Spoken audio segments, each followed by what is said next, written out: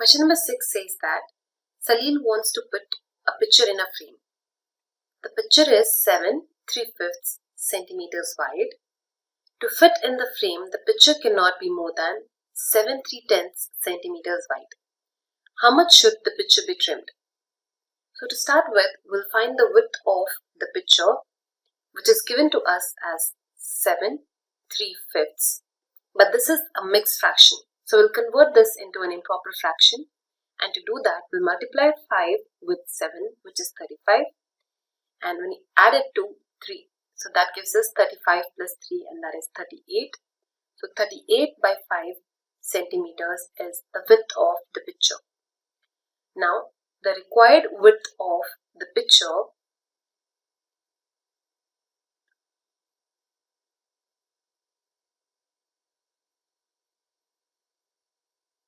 cannot be more than 7/3 centimeters wide.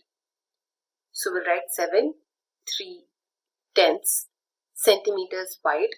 So with this is a mixed fraction, we'll convert this into an improper fraction. To do that, we'll multiply 10 with 7 and add it with 3. So 10 times 7 is 70. 70 plus 3 is 73. So we get it as 73/10 centimeters. So this is the required width of the picture. So that is, the picture cannot be larger than this. Now, the width of the picture to be trimmed off will be the actual width of the picture, which is 38 by 5 minus 73 by 10. So we see that the two fractions are not like because they have got different denominators.